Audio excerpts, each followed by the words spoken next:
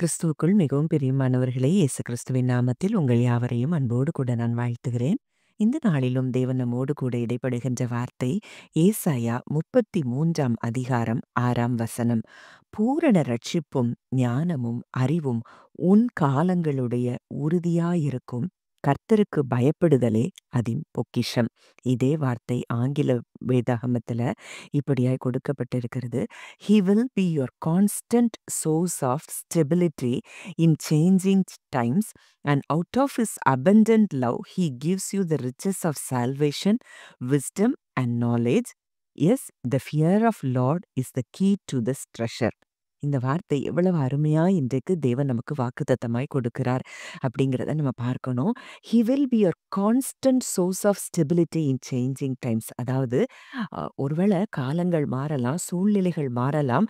எல்லாம் எப்படி மாறினாலும் அவர் நமக்கு ஒரு நிலையான ஒரு நிலைப்பாட்டை தருகிற ஒரு தேவனாய் இருக்கிறார். அவர்தான் நமக்கு அந்த நிலையான ஒரு சமாதானத்தையும், நம் வாழ்க்கையின் எந்த சூழ்நிலைகளிலும் அவர் நமக்கு ஆதாரமாய் இருக்கிறார் என்பதை இந்த வார்த்தை சொல்லுது. அப்போ உதாரணத்துக்கு இந்த வார்த்தைக்கு உதாரணமா நம்ம பார்க்கணும்னா, யாத்திராகமம் 13ஆம் அதிகாரம் 21, 22ல பார்க்கிறோம். அவர்கள் இரவும் பகலும் வழிநடக்க கூடும்படிக்கு கர்த்தர் பகலில் அவர்களை வழிநடத்த மேக ஸ்தம்பத்திலும், இரவில் அவர்களுக்கு வெளிச்சம் காட்ட அக்கினி ஸ்தம்பத்திலும் அவர்களுக்கு முன் சென்றார். பகலிலே மேக ஸ்தம்பமும் இரவிலே அக்கினி ஸ்தம்பமும் ஜனங்களிடத்திலிருந்து விலகி போகவில்லை. எவ்வளவு தூரம் இந்த வார்த்தை அவர்தான் கான்ஸ்டன்ட் சோர்ஸ் ஆஃப் ஸ்டெபிலிட்டிங்கிறத அந்த குறிக்கிறத நம்ம பார்க்கிறோம். அங்க பகல் வந்தா பகல்ல அங்க மேக ஸ்தம்பம், இரவு வந்தா இரவுல அக்கினி ஸ்தம்பமாய் அவரே அந்த ஜனங்களுக்கு ஆதாரமாய் பாதுகாவலாய் இருக்கிறத நம்ம பார்க்கிறோம். அதே போல மார்க் 4வது அதிகாரத்துல அங்கே சீஷர்கள் அங்கே காற்றுக்கும் புயலுக்கும் பயந்து கொண்டிருந்த போது அங்கே அந்த சூழ்நிலைகளையும் மாற்றி அங்கே ஒரு ஸ்டெபிலிட்டியை உண்டாக்குகிற இயேசு கிறிஸ்து அங்கே இருந்ததை நம்ம பார்க்கிறோம். அப்போ இன்றைக்கு நம் தேவன் உங்களுடைய சூழ்நிலைகளை மாற்றக்கூடிய ஆதாரம் நிறைந்த தேவன். எந்த சூழ்நிலைகளிலும் உங்களை பாதுகாக்க வல்லமை நிறைந்த தேவன். இன்றைக்கு அவர் சொல்லுகிறார், அப்படிப்பட்ட அந்த ஒரு ஸ்டெபிலிட்டியை இன்றைக்கு தேவன் உங்களுக்கு தருகிறாராம். அது மாத்திரம் இல்ல, அவருடைய பூரணமான அன்புனால நமக்கு எதையெல்லாம் கொடுக்கிறாராம்? ரட்சிப்பை கொடுக்கிறாராம், ஞானத்தை கொடுக்கிறாராம், அறிவை கொடுக்கிறாராம். அப்போ அந்த ரட்சிப்பு அப்படிங்கிறது பார்க்கும்போது அது ஆத்தும ரட்சிப்பு. எல்லா காலங்களிலும் சூழ்நிலைகளிலும் எந்த போராட்டங்களிலும் இருந்து அவர் ரட்சிப்பை நமக்கு கொடுக்கிறார் அப்படிங்கிறத தான் இந்த வார்த்தை சொல்லுது. அப்போ பூரண ரட்சிப்பு. அப்போ ஒரு ஒரு கம்ப்ளீட் சால்வேஷனை கொடுக்கும்படியா தான் தேவன் இன்றைக்கு நம்ம கூட இருக்கிறார் அப்படிங்கிறத நீங்க அறிந்து கொள்ளணும். இன்றைக்கு நீங்க போகிற சூழ்நிலைகள் உண்மை இல்ல, நிஜம் இல்ல. இதுல இருந்து நிச்சயம் தேவன் உங்களுக்கு விடுதலையை கொடுக்க போகிறார் அப்படிங்கிறது தான் சத்தியம். யோவான் 3:16 நம்ம பார்க்கிறோம். தேவன் தம்முடைய ஒரே பேரான குமாரனை விசுவாசிக்கிறவன் எவனோ அவன் கெட்டுப் போகாமல் நித்திய ஜீவனை அடையும்படிக்கு அவரை தந்தருளி இவ்வளவாய் உலகத்தில் அன்பு கூர்ந்தார். ஒரு விலையேற பெற்ற ஒரு ரட்சிப்பை நமக்கு கொடுக்கும்படிக்காக தான் அவர் இயேசு கிறிஸ்துவை உலகத்திற்கு அனுப்பினார் என்றால், இன்றைக்கு நீங்க போகிற சூழ்நிலைகள்ல அவர் உங்களுக்கு எப்படி உதவி செய்யாமல் இருப்பார்? தன் பிள்ளையே அவர் கொடுத்திருக்கிறார்னா, நீங்க போகிற சூழ்நிலைகள் நிச்சயம் உங்க வாழ்க்கையில அது மாறுகிறது அப்படிங்கிறத தேவன் இன்றைக்கு உறுதியாய் நமக்கு சொல்லுகிறார். அது நம் காலங்களுடைய உறுதியாய் இருக்கும் என்று சொல்லி தேவன் நம்ம கூட இடைப்படுகிற வார்த்தையை பார்க்கிறோம். மேலும் ஞானமும் அறிவும். அந்த ஞானம் அப்படிங்கிறத நம்ம பார்க்கும்போது நமக்கு ஒரு தெளிந்த புத்தி, ஒரு டிசர்ன்மெண்ட்டை தேவன் தருகிறார். எந்த சூழ்நிலையில எந்த முடிவு எடுக்கணும், எப்படி அந்த கைடன்ஸ் நமக்கு கிடைக்கும்போது அந்த ஞானத்திலிருந்து நம்ம செயல்படுறோம்.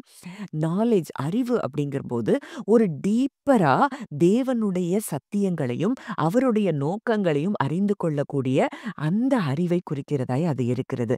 அப்போ இன்றைக்கு தேவன் நமக்கு பூரண ரட்சிப்பை கொடுக்கிறார், இந்த ஞானத்தை கொடுக்கிறார், அறிவை கொடுக்கிறார். நம்ம ஞானத்தை குறித்து பார்க்கும்போது சாலமோனுடைய ஞானத்தை கேட்கறதுக்கு உலகம் எங்கிலும் இருந்து ஜனங்கள் வந்தாங்களாம். அவனுக்கு திரளான வெள்ளியையும் பொன்னையும் கொண்டு கொடுத்தார்கள் என்று சொல்லி பார்க்கிறோம். தானியேல பார்க்கும்போது அங்கே தானியேல் எல்லாத்திலும் எழுத்திலையும் எல்லாவற்றிலும் அவன் மடங்கு சமர்த்தனாய் காணப்பட்டான் அப்படின்னு சொல்லி பார்க்கிறோம். அப்போ தானியேலுக்கும், யோசேப்புக்கும், ஆ சாலமோனுக்கும் இந்த ஞானத்தை அவர் கொடுத்திருப்பார் என்றால், இன்றைக்கு அதே ஞானத்தை அவர் நமக்கும் தருகிறார். இன்னும் மேலான ஞானத்தை அவர் நமக்கு கொடுத்திருக்கிறார்.